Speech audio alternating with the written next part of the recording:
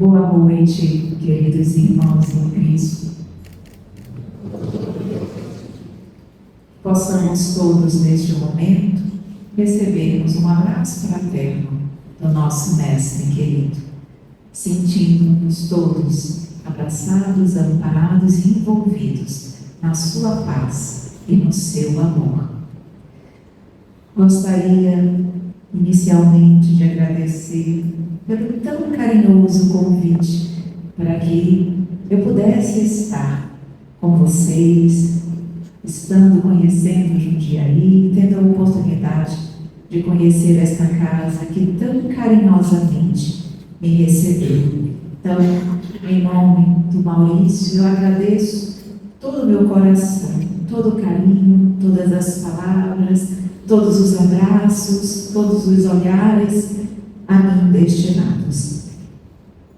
É isso, só Jesus nos proporciona esses momentos de conhecer novos corações, de nos reunirmos em fraternidade e, com certeza, junto desta casa, trabalharmos cada vez mais o amor em nossas vidas. Então, muito obrigada por este presente.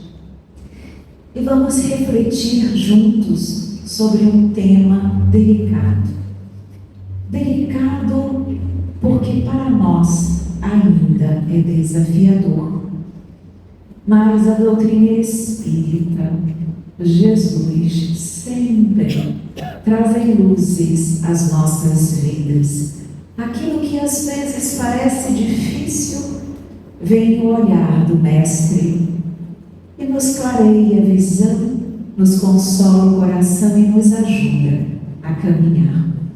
Então hoje, onde iremos refletir sobre neurodivergência e a casa espírita, o espiritismo, vamos trazer e começar as nossas reflexões com ele, nosso mestre e nosso guia.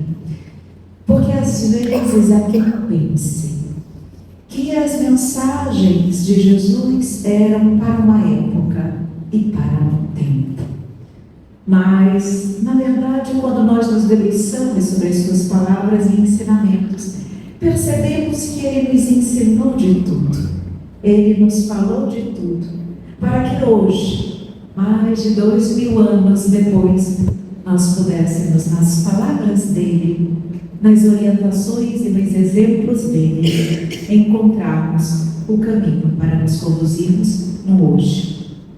Então, eu convido vocês a voltarmos a 2000 anos, quando Jesus estava ali em Jerusalém, em torno de uns 6 meses antes do seu testemunho final, da paixão de Cristo, quando ele seria então crucificado.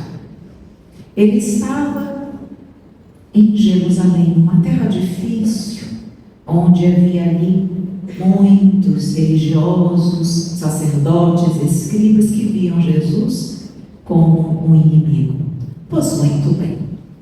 Essa passagem está lá no Evangelho de João, no capítulo 9, os primeiros versículos deste capítulo. Diz que Jesus passava e ele viu um homem cego de nascença.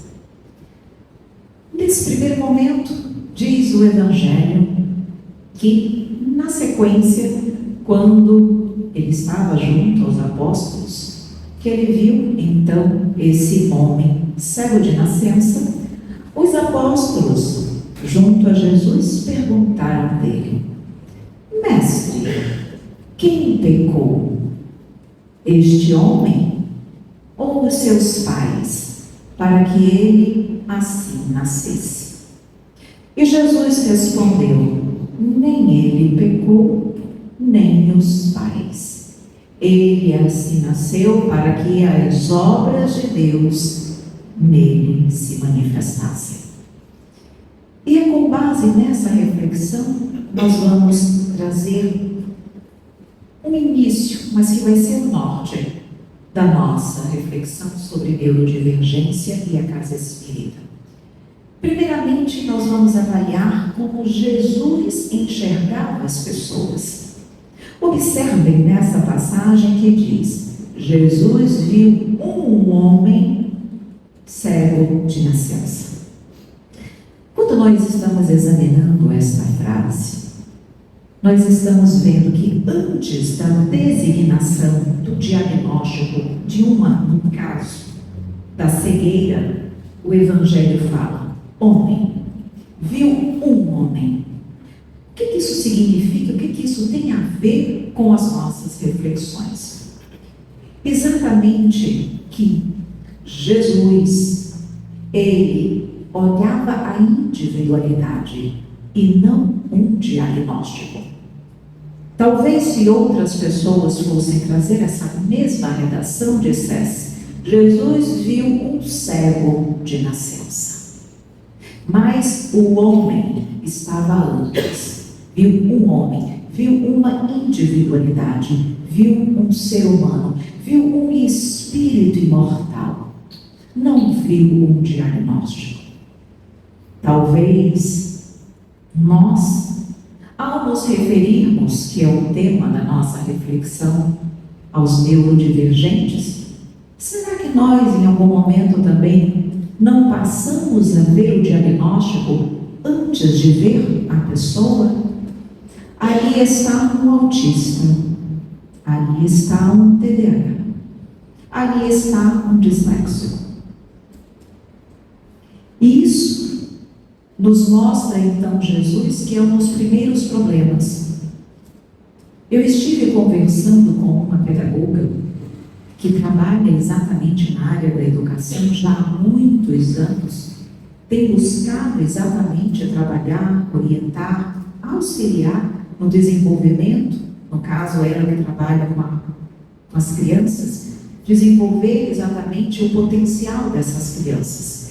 E conversando com ela me disse: Evelyn, ela me disse, o nome dela é Simone Garcia, a conheci recentemente quando estive em Bebedouro. Ela é esposa do Edgar Garcia, então tivemos a oportunidade de conversar um pouquinho sobre o tema, e ela disse para mim o seguinte: Evelyn, o maior erro, se é que eu posso colocar assim, que eu considero, é as pessoas verem primeiro o diagnóstico, depois a criança. Como se o diagnóstico definisse quem a pessoa é.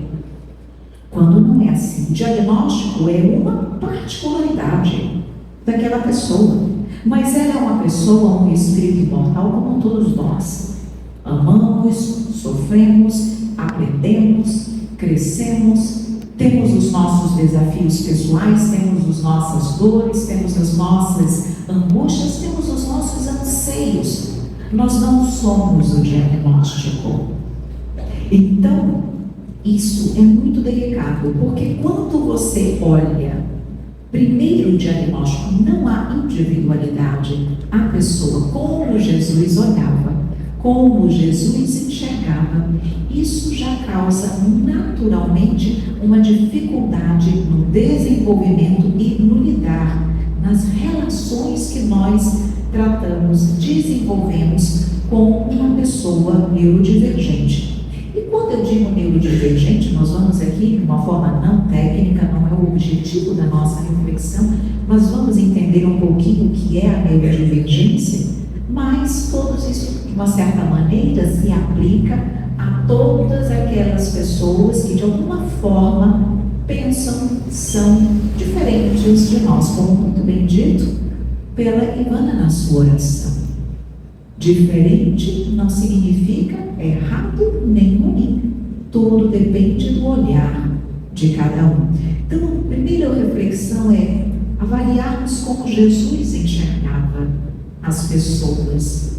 Ele olhava cada individualidade além daquilo que a pessoa apresentava, do seu diagnóstico, da sua eventual necessidade ou dificuldade, para que nós possamos exatamente compreender também como nós podemos, a partir do exemplo de Jesus, também agir. E observem a continuidade desse diálogo com os apóstolos. Como foi dito, os apóstolos disseram: Mestre, quem pecou? O pai, os pais ou ele para que nascesse cego? Aqui eu já faço uma outra pausa e uma outra reflexão.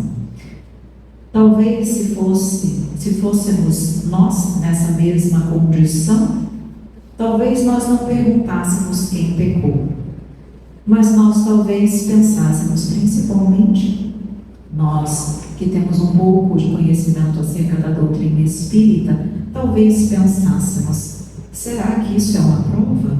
Será que isso é uma expiação? O que será que esta pessoa, esse espírito, fez ou deixou de fazer numa vida pretérita para que viesse com esse diagnóstico na atual existência? Será que tem aí um processo obsessivo ou não? Observem que lá, talvez nós também fôssemos nos reter na causa. Por que nasceu assim? Por quê? Qual a causa?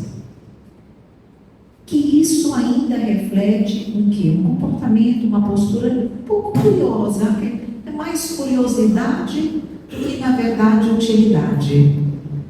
Aí vejam a resposta de Jesus. Jesus não deu asas, não estimulou a curiosidade dos apóstolos.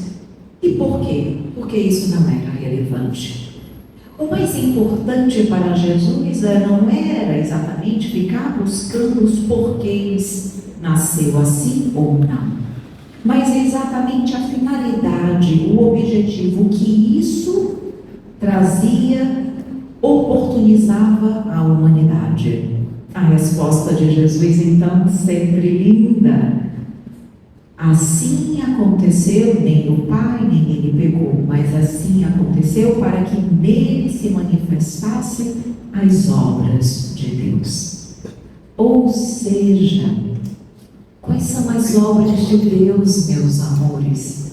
Senão o amor, senão o entendimento, senão a tolerância, senão o cuidado, senão a esperança, senão tocar o coração da humanidade, de cada um de nós, para os diferentes.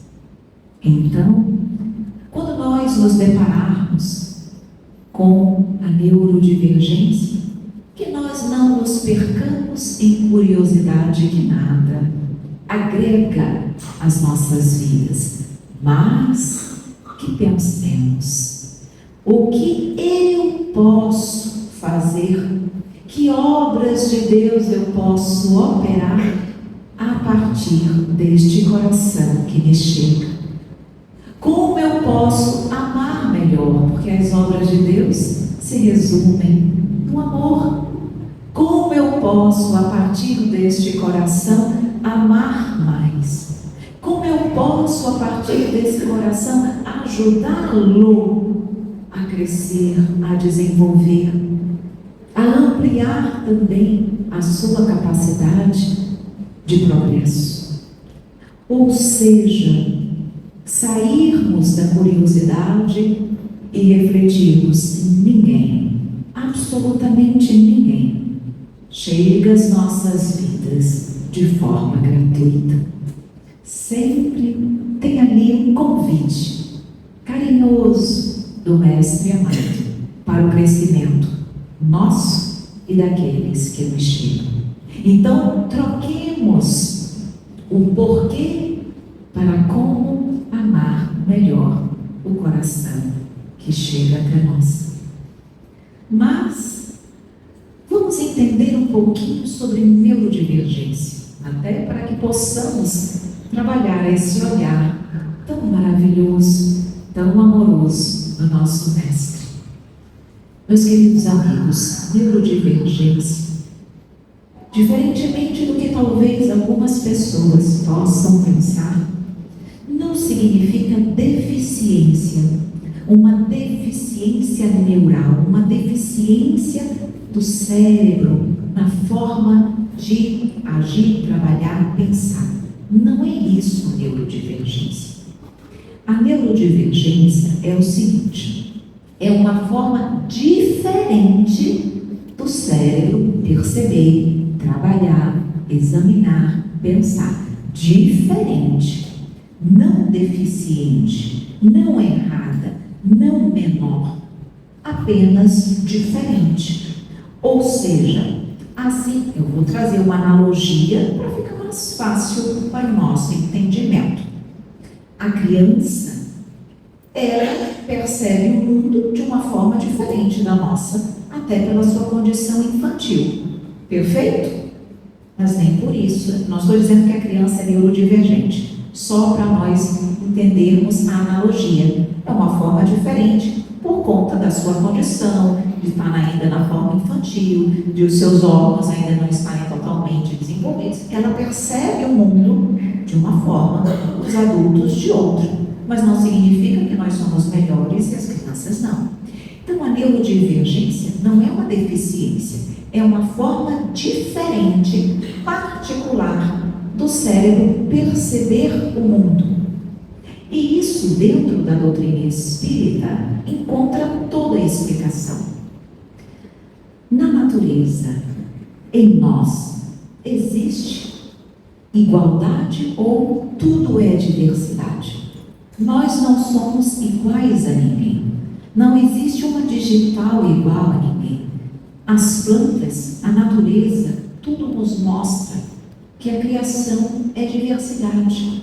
Então, uma forma diferente de pensar, perceber e sentir o mundo faz parte da diversidade que envolve a humanidade. E nós, como sabemos que somos espíritos criados simples e ignorantes, todos tendem à perfeição e à felicidade, mas cada um tem uma história, cada um traçou um projeto de vida, cada um teve uma experiência diferenciada, cada um teve erros e acertos diferentes. Então, cada um de nós apresenta uma necessidade diferente.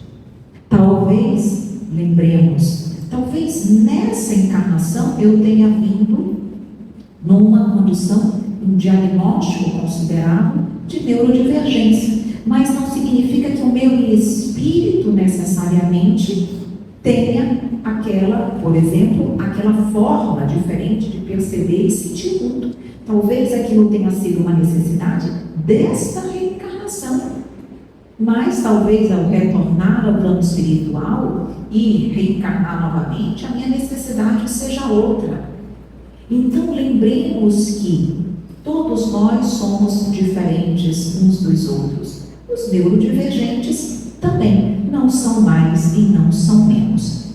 A Roberta, quando aqui esteve fazendo as considerações iniciais, ela já comentou um pouquinho das consideradas dos diagnósticos de neurodivergência mais usuais, mais comuns. Então nós vamos trazer um comentário breve sobre alguns deles, os mais comuns, para que fique mais fácil nós entendermos sobre que tipo de diagnósticos nós estamos refletindo. O mais usual, o mais conhecido de todos é o transtorno do espectro autista. E é algo muito mais conhecido pela sociedade. No caso do espectro autista, existem níveis, graduações. E eu vou fazer sempre as analogias, porque eu acredito que facilita a compreensão de quem escuta. Então, imaginem, por exemplo, que cada um de nós tem um computador. Só que cada computador tem um sistema operacional. Traduzindo, o meu computador, por exemplo, trabalha no sistema do Windows. Já o meu computador trabalha no sistema do Mac. O meu outro computador tem um sistema operacional Linux. Cada um tem um sistema operacional diferente. Não tem um melhor do que o outro, mas cada computador opera de uma forma diferente. É a mesma coisa, fazendo as analogias, com o espectro autista. Ele analisa, ele sente, ele percebe o mundo de uma forma diferenciada. E no caso dos autistas, Isso se refere mais em relação a quê? Por exemplo, em relação aos estímulos do ambiente. Então, tudo depende. Então, estímulos, muitos barulhos, muitos sons, muitas luzes. Isso pode ser algo desafiador para quem tem o diagnóstico do espectro autista, porque ele é mais sensível a esses estímulos. Isso pode envolver também a relação social um pouco mais desafiadora também, porque foge um pouco daquilo que a humanidade, vou botar entre aspas, considerou chamar de normal, porque normal todos são. Então, em função disso, há exatamente em relação a alguns estímulos, em relação a barulhos, em relação muitas vezes a determinados tipos de alimentos, de tecidos, e isso vai variando ali. Muitas vezes são pessoas que são mais reservadas, se sentem mais à vontade no ambiente com menos pessoas, então isso vai variando de pessoa para pessoa. Quando nós falamos, por exemplo, outro diagnóstico também considerado como neurodivergência é o TDAH. E é interessante que o que acontece com o TDAH? Embora muitas pessoas confundam o TDAH com uma pessoa, essa pessoa não consegue ter atenção a nada, não consegue se concentrar em nada. Não é bem isso. Vamos para as analogias. Vamos imaginar que nós tenhamos uma grande janela aqui para nós. Nós estamos concentrados e olhando para aquela janela, prestando atenção naquela janela única. Para quem tem um diagnóstico de TDAH, imaginem que não tem só uma janela ali aberta. Existem várias janelas abertas, cada uma passando uma imagem diferente, um ambiente diferente. Imaginem o número de estímulos do TDAH. Enquanto nós estamos com a atenção focada em uma única janela, pois só vemos aquela, eles veem várias. Então, concordam que os estímulos são muito maiores, porque eles estão vendo vários ambientes. Então, o que acontece? Exige deles muito mais esforço para concentrar. Olha, eu quero que você olhe para aquela janela específica. Como eles têm muitos estímulos, porque é assim que o cérebro deles trabalha, eles percebem os detalhes, coisa que para nós nem percebemos, eles percebem tudo. Então, eles exigem deles muito mais esforço para que eles possam focar naquilo que eles precisam concentrar. Por isso, não é que eles não consigam, não é que eles não sejam pessoas capazes de fazer isso, é porque os estímulos são maiores, então exige deles, mas eles têm capacidade também. Mas, claro, precisa sempre de auxílio. Por isso nós estamos aqui conversando. A sua forma de pensar, de perceber os estímulos é diferente, então vamos trabalhar com isso. Então, isso que, na verdade, nós percebemos em relação a quem tem TDAH, que é exatamente esse maior desafio na fixação, na regulação da atenção, que nós percebemos, e na impulsividade também. Um outro diagnóstico é a dislexia. O que é a dislexia? É um maior desafio para a fala e para a escrita. Mas isso não significa que as pessoas disléxicas elas sejam menos inteligentes. Não é o caso. Elas conseguem, elas sabem o que elas querem falar, elas sabem o que elas querem escrever, elas sabem o significado daquilo que eles querem transmitir. Só que o que acontece no cérebro? É como se as letras brincassem de esconde-esconde. Ou seja, eu sei, por exemplo, eu quero falar a palavra prato, eu quero escrever a palavra prato, mas é como se as letrinhas no cérebro se escondessem. E aí, o dislexo precisa de um esforço maior para organizar, resgatar, procurar escondeu do cérebro. E aí ele tem que resgatar aquela letrinha para que ele, por exemplo, não fale pato e fale prato. Então, olha que interessante, porque nós, quando vemos uma palavra, quando pensamos em alguma coisa, se nós não apresentamos o diagnóstico de dislexia, as palavras se ordenam naturalmente na nossa mente, no nosso cérebro. E, no caso deles, as palavras não se organizam de pronto. Então, eles precisam de um pouco mais de tempo para que eles possam organizar, buscar as letrinhas que se esconderam ali momentaneamente, para que eles possam ler e escrever o que sabem. Mas isso não significa, repito, ausência de conhecimento. Isso é a forma, claro, do cérebro trabalhar. Temos ainda o transtorno opositivo desafiador, que são conhecido como TOD, que são aquelas pessoas que têm maior dificuldade de regulação emocional. Ou seja, são aquelas pessoas que diante de autoridade, elas têm uma maior dificuldade de lidar. Então, diante disso, muitas vezes sentem-se mais irritadas, confrontam, e isso pode ser encarado como falta de educação, falta de respeito, quando na verdade não é. É uma dificuldade natural do cérebro de lidar, por isso que é exatamente essa dificuldade de regulação emocional, diante principalmente da autoridade. Então o TOD vai, claro que, pedir, convidar-nos a uma postura menos autoritária e impositiva e mais fraterna, dialogadora. Vou até abrir um parênteses. Isso, se nós, tudo depende do olhar, como Jesus nos ensinou. Isso é um convite direto para que nós sejamos menos egocêntricos, menos autoritários, menos orgulhosos, menos impositivos, para que nós possamos dialogar mais e impor menos. Então, tudo na verdade é um convite para ambos, todos nós crescermos.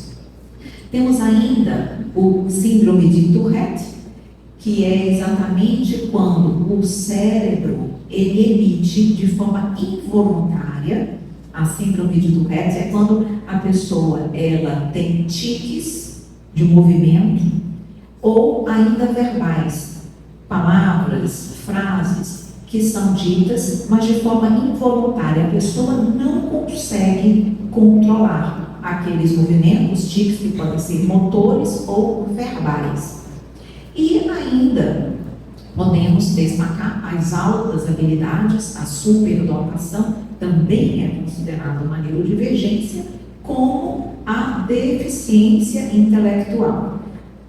Quando eu estava conversando e pensando sobre as nossas reflexões, eu fui até olhar, eu falei, mas é assim mesmo que a Organização Mundial de Saúde se relaciona ou fala, designa essa neurodivergência com deficiência intelectual? Porque nós estávamos exatamente falando, não é uma deficiência, é uma forma do cérebro trabalhar. Então, quando você designa deficiência intelectual, você já está, de uma certa maneira, pequenando aquele ser, aquele espírito. Mas é assim que a Organização Mundial de Saúde diagnostica essa neurodivergência, que são aquelas pessoas que têm maior dificuldade intelectiva, que precisam de mais tempo, que precisam de uma linguagem mais fácil, de algo mais simplificado, para que possam perceber e alcançar aquele raciocínio.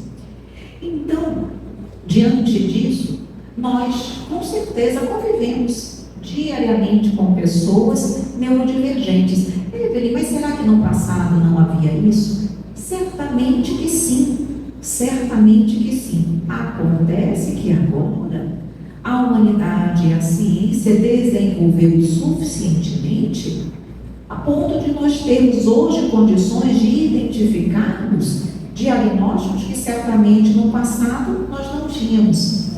E eu fiquei refletindo também o seguinte: por que só agora? Claro que sabemos que tudo acontece também com o desenvolvimento da ciência. A ciência se desenvolve, o intelecto se desenvolve, o emocional, o moral também. Mas eu fiquei pensando, por que não antes? Porque só agora isso está tão presente na nossa sociedade.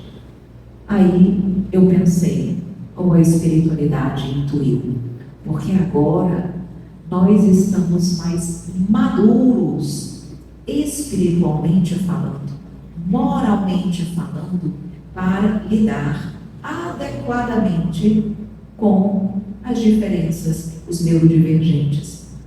E eu fiquei refletindo, e de fato isso é uma verdade.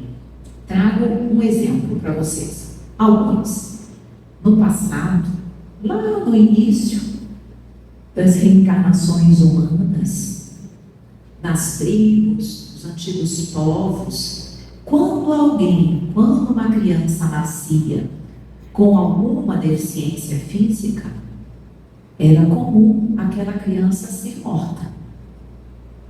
Ela era morta porque ela não era igual.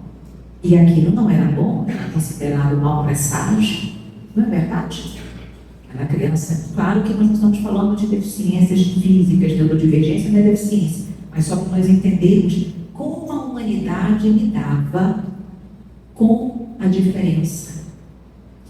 Aí o que aconteceu? Nós fomos amadurecendo, fomos crescendo, fomos desenvolvendo. Com o tempo, as pessoas que apresentavam uma deficiência física, alguma necessidade especial, já não eram mortas pela sociedade, mas elas viviam dentro de casa. Por quê? Porque a sociedade não se preparava, por exemplo, para o básico.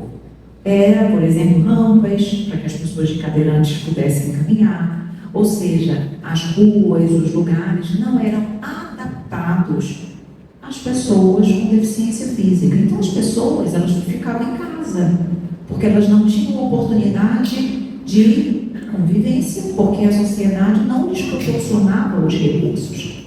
Então elas não eram mortas, mas elas eram reclusas. Com o tempo, isso começou, a humanidade começou a perceber, precisamos abraçar essas pessoas, são pessoas como todos nós. Começaram a preparar as instituições para receberem. Essas pessoas começaram a sair de casa, mas elas ainda eram ignoradas. Elas estavam ali, mas elas não estavam ali verdadeiramente acolhidas, amparadas, recebidas, com a sensação de pertencimento. Elas estavam ali, mas elas ainda eram, de uma certa maneira, esquecidas e ignoradas. Evoluímos. Aí passamos o quê? A acolher carinhosamente essas pessoas. E evoluímos, estamos em processo de pertencimento, ou seja, você é parte, você faz parte desta casa, você é tanto quanto qualquer uma das pessoas em todos os sentidos. Porque acolher, incluir, não é apenas receber com carinho, dar um abraço, um olhar no olho, não. É também isso, mas é permitir que aquela pessoa cresça, aprenda, se desenvolva, cresça, brilhe dentro do ambiente como qualquer outro. Então, na verdade, nós percebemos que muitas vezes, em relação à neurodivergência, o problema definitivamente não está nos neurodivergentes. Não é que não possa estar, eu vou abordar isso também. Estou contando o tempo. Mas, muitas vezes, nós percebemos que o problema está no ambiente. Porque o ambiente não está ainda preparado para esse tipo de raciocínio. O ambiente aqui está, mas o ambiente não acolhe. O ambiente não ampara. O ambiente não auxilia. E vejam bem o que eu vou falar agora. Acolher não é desistir de educar. Porque isso também é algo que acontece. Acolher não é desistir de educar. Explico. Aquela pessoa tem autismo. Então, ela é o diagnóstico. Vê o diagnóstico, não vê o homem, não vê a pessoa. esquece que ela tem potencialidades, então é permissiva, deixa fazer tudo o que a pessoa quer. Deixa o autista fazer tudo o que ele quer. Ah, ele é autista. Ele é autista, mas ele tem potencialidades. É possível educá-lo, é possível impor barreiras, impor limites, auxiliar, estimular a responsabilidade? Claro que sim. É ver que ele é alguém que tem uma forma diferente de ver o mundo, mas não é um incapacitado. É ver nele as potencialidades que ele tem. Não é deixar ele fazer tudo o que ele quer. Não é a permissividade e nem a ignorar aquela pessoa, nem simplesmente abandoná-la, nem simplesmente considerá-la, eu não posso esperar nada, é autista, ou é disléxico, ou é tem TDAH.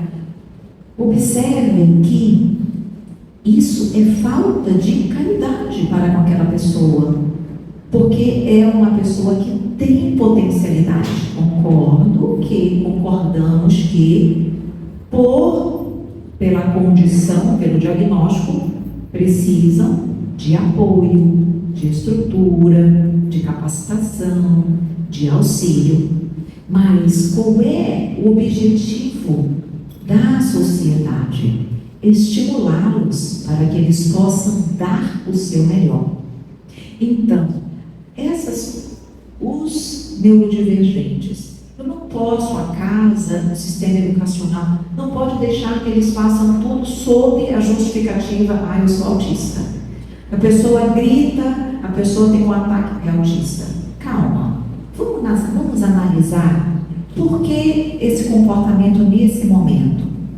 Porque houve uma sobrecarga emocional, excesso de estímulos, barulhos, sons, que causou naquele momento aquela crise. Tudo bem, vamos então acolher, vamos amparar, vamos dar todo o suporte. Não houve isso. Foi uma escolha daquele momento. A pessoa resolveu ali gritar, se irritar. Não houve ali um ambiente externo que proporcionasse aquele comportamento. Opa! Então vamos refletir, vamos conversar com aquela pessoa, vamos demonstrar e mostrar que ela é capaz de respeitar limites, ter responsabilidades, dar o seu melhor para crescer. Mostrar que nós acreditamos naquela pessoa, mostrar para ela mesma, porque a sociedade vive com tantas críticas, tantos julgamentos, que a própria pessoa se sente incapaz de crescer, de progredir, de contribuir com a casa. Então, a mostrar que é possível aprender, é possível ter responsabilidade, é possível ter limites, mostrar para nós entendermos que isso é possível, que não é desistir de educar, nem é super proteger e nem abandonar, mas é trabalhar de forma consciente para que aquela pessoa dê o seu melhor. E aqui, mais uma vez, vamos trazer quem? O nosso mestre. Jesus, meus queridos amigos, em algum momento, tem alguma história, alguma passagem do mestre que vocês tenham na mente, que Jesus deixou de cuidar, amparar, acreditar, ou permitir que uma pessoa crescesse, trabalhasse dentro do cristianismo, ajudasse em função do que ela era? Deixou de, por exemplo, convidar Zaqueu porque ele era publicano? Não. Acolheu o homem. Deixou de estimular, de acolher, de amparar, abandonou, desconsiderou a mulher adúltera, pega em adultério pelo ato dela? Não. Então, Jesus deixou de falar, de acolher, de amparar, de iluminar a mulher samaritana, a mulher do poço de Jacó, pela história dela? Não. E por que muitas vezes nós, então, agimos assim em relação à neurodivergência? Não. A nossa ação deve ser exatamente trabalhar pela educação e pelo melhor potencial que aquela pessoa pode dar. E ela pode dar muito, desde que nós estejamos preparados para isso. E aí entramos num aspecto das nossas reflexões que eu considero o mais relevante, talvez, que é exatamente como a casa espírita pode se preparar para isso. Eu coloquei aqui apenas para estimular as nossas reflexões, um brainstorm, só para que nós possamos ter algumas ideias. A primeira que eu considero interessante para a casa espírita avaliar é capacitar os trabalhadores. Estudar para acolher melhor. Como é que uma casa espírita pode acolher, buscar para trabalhar e estimular o melhor que os neurodivergentes podem ofertar, se nós não conhecemos sobre isso? É algo novo, não no sentido de que nunca existiu, mas é algo novo no sentido de ser diagnosticado. Nós ainda estamos, de uma certa maneira, tentando nos adaptar, conhecer para melhor ajudar, para melhor contribuir. Então, capacitação. Essa palestra, promover, por exemplo, convidar pedagogos, psicopedagogos, por exemplo, a Sandra, esposa do Maurício, ela trabalha com isso na área educacional, tem anos de experiência, uma pessoa que trabalha com educação, ou seja, uma pessoa excelente.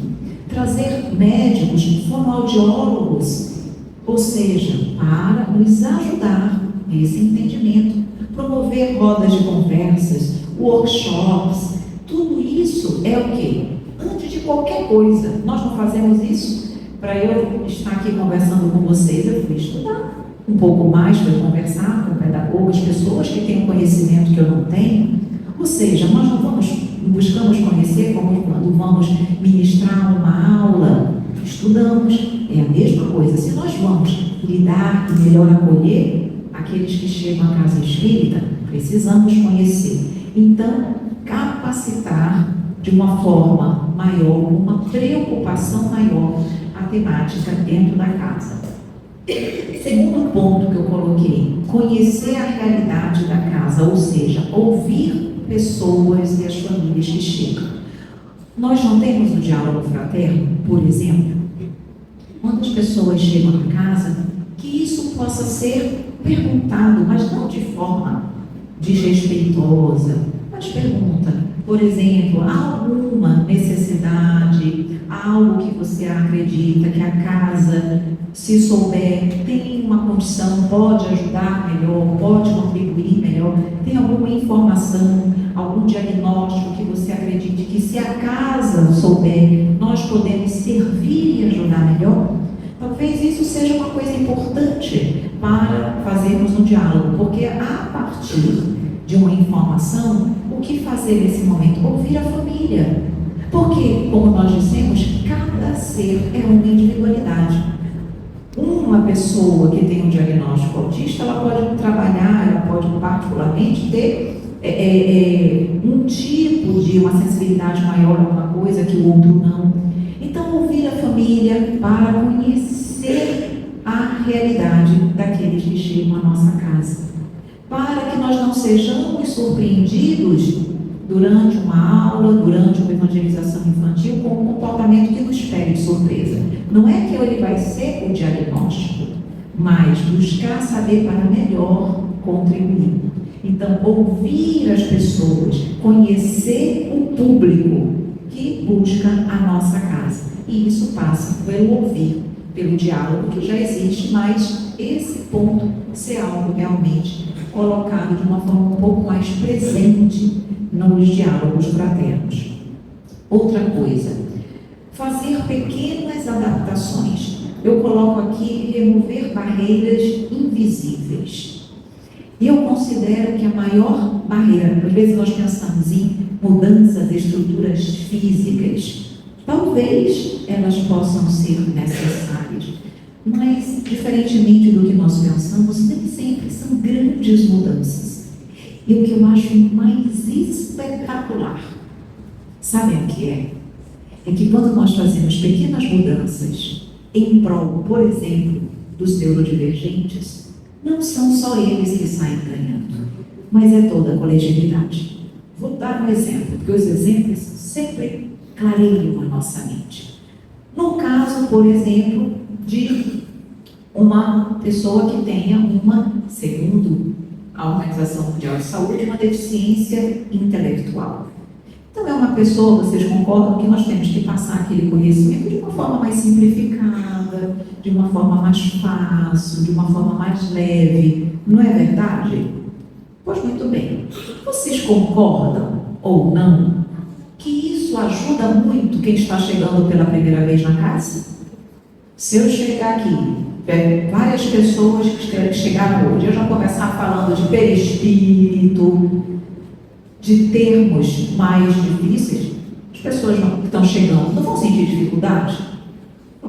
Então, quando eu procuro uma linguagem mais simplificada, mais fácil, quem está chegando na casa pela primeira vez vai ser ajudado, vai gostar daquela linguagem mais simples. Ou seja, não serviu só para quem tinha uma deficiência intelectiva. Outro, vamos supor que nós tenhamos ali algum autista que o barulho, o estímulo, muito barulho, atrapalha, dificulta. Então, nós vamos ter esse cuidado. Isso não vai naturalmente, por exemplo, ajudar a ser algo positivo para os idosos? Já que os idosos gostam de muito barulho, muito som, às vezes preferem um ambiente mais calmo. Ou seja, algo que foi pensado para um grupo, na verdade, auxilia a coletividade. Eu poderia dar outros exemplos, mas o objetivo é um só.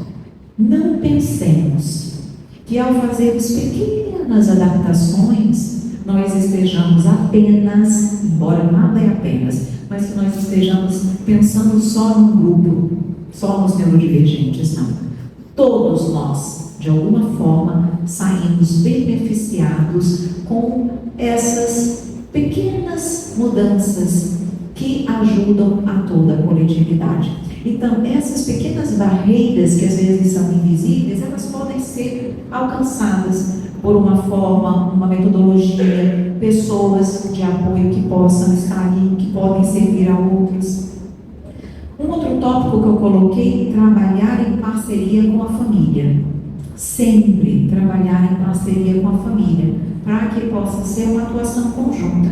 Assim como o sistema educacional procura o apoio da família, um trabalho conjunto, as casas espíritas também. Então, nem a responsabilidade é só da família, nem a responsabilidade é nossa, ter essa atuação conjunta. E isso traz essa sensação de pertencimento. E coloco aqui como outro ponto, construir uma cultura inclusiva. Porque isso ainda é desafiador para nós. Sabem por quê? Não é porque nós somos ruins, não é porque nós não queremos ajudar, não é isso. É porque exige maior esforço da nossa parte. É claro que, se tem uma pessoa que tem uma dificuldade de concentração, vai exigir de nós mais paciência para que ela possa se concentrar. Tem TDAH naquele ponto, eu sei que se dispersa mais rapidamente por conta dos vários estímulos, então temos que parar, temos que ter um pouco mais de paciência. Na verdade, pede de nós um pouco de mudança para acolher o outro. E a mudança, embora todos nós saibamos que estamos em processo de mudança constante, que estamos em processo de evolução, que estamos crescendo e evoluindo, o processo de mudança não é desafiador? Se fosse fácil, amanhã estaríamos todos nós na condição de seres angélicos, porque quem é que não quer? Quem é que não quer ser anjo? Todos nós. Mas nós conseguimos? Ainda não. Mas estamos em processo. Então, essa inclusão, essas pequenas mudanças, elas nos pedem exatamente abrirmos o coração, abrirmos a mente, abrirmos o nosso olhar para essas mudanças. E isso dá trabalho. Então, naturalmente, nós podemos ali sentir um pouco mais de dificuldade. Mas quando nós construímos uma cultura inclusiva. Não é um evangelizador, não é uma palestrante, não é um monitor de ESG, é a casa.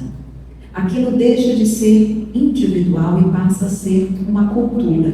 Aí, naturalmente, todos se unem, todos se estruturam, todos se auxiliam para que essas pequenas mudanças possam acontecer e essas barreiras, às vezes invisíveis, que nós nem percebemos que elas ali estão, elas possam ser realmente, devagarinho, elas possam ser superadas.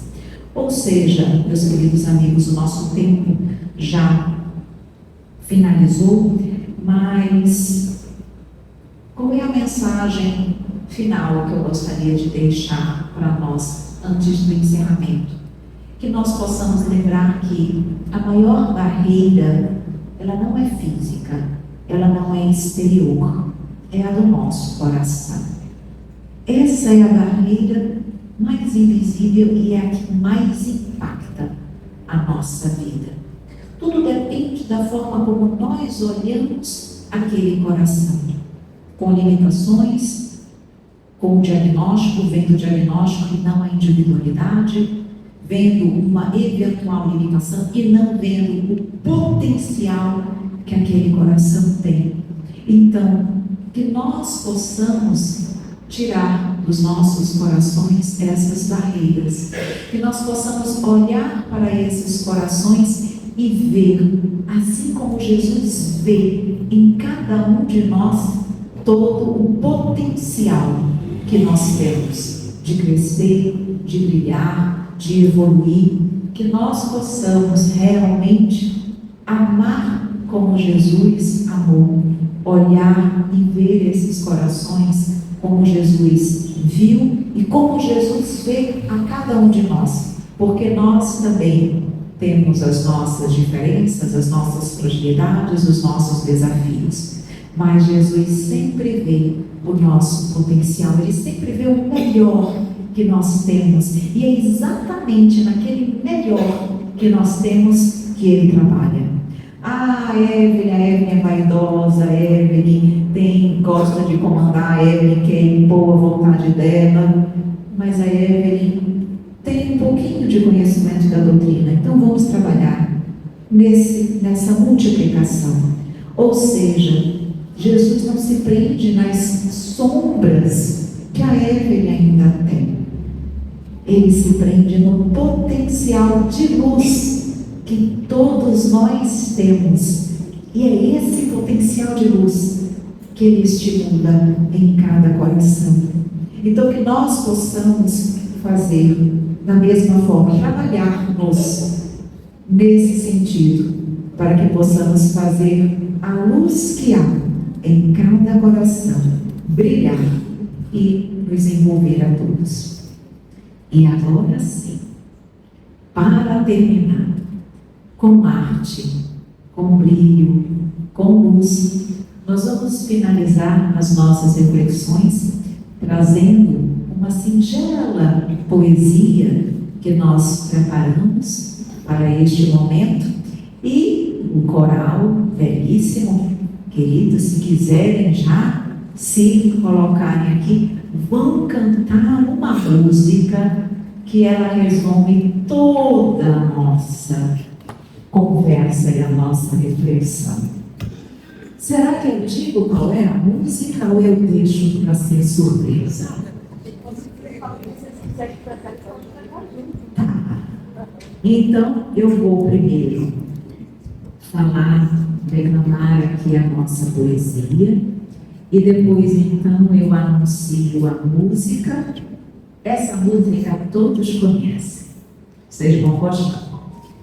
Então, a nossa poesia se chama O Amor que Aprende a Ver. Não perguntes primeiro qual é a condição, mas escuta em silêncio o pulsar do coração. Cada alma floresce num distinto caminhar, e Deus semeia jardins sem jamais os igualar. A quem veja a diferença que se apresse em julgar. A quem escolha com ternura, primeiro escutar.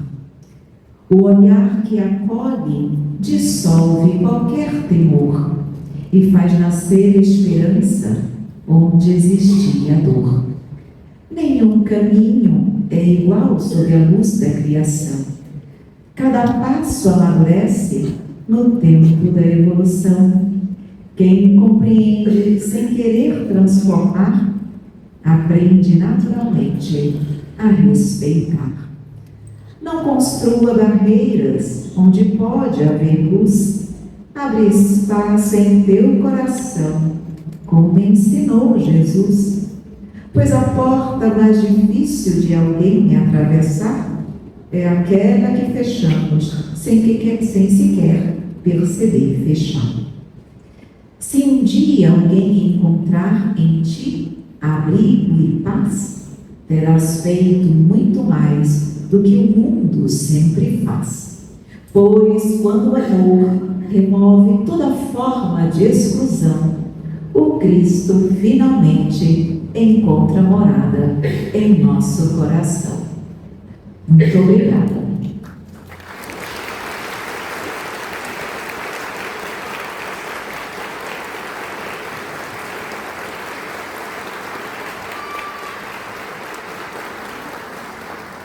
E agora, meus amores, vamos cantar junto a música Amar como Jesus amou.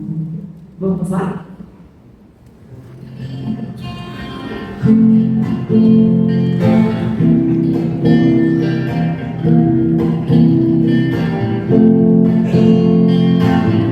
Uma criança me parou, olhou nos meus olhos a sorrir, caneta e papel na sua mão, tarefa escola para cumprir, e perguntou no meio do sorriso que é preciso para ser feliz.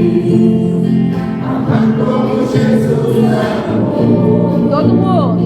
sonhar como Jesus sonhou, pensar como Jesus pensou, viver como Jesus viveu, sentir o que Jesus sentia, sorrir como Jesus sorria, e ao chegar ao fim do dia, sei que eu dormiria muito mais feliz. Sentir o que Jesus sentia, sorrir como Jesus sorria, e ao chegar ao fim do dia, sei que eu dormiria muito mais feliz. Ouvindo o que eu falei, ela me olhou e disse que era lindo o que eu falei.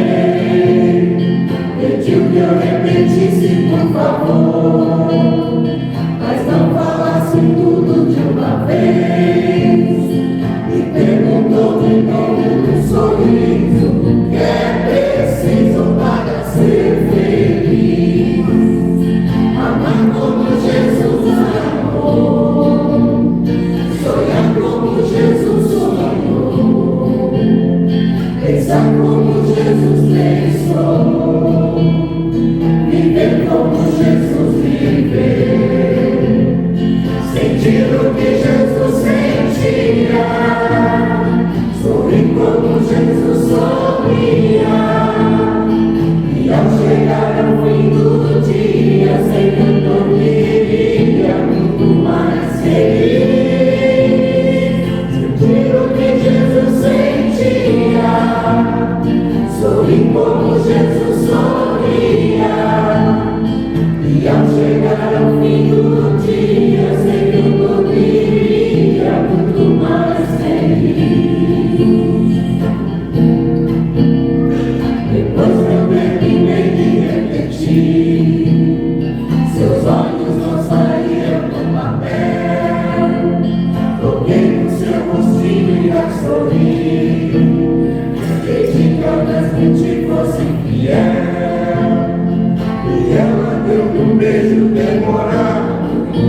ao meu lado foi dizendo assim: amar como Jesus amou, sonhar como Jesus sonhou, pensar como Jesus pensou, viver como Jesus viveu, sentir o que Jesus sentia, sorrir como Jesus sorria. E ao chegar ao fim do dia, sei que eu dormiria muito mais feliz. Sentir o que Jesus sentia, sorrir como Jesus sorria. E ao chegar ao fim do dia, sei que eu dormiria muito mais feliz. E ao chegar ao fim do dia, sei que eu dormiria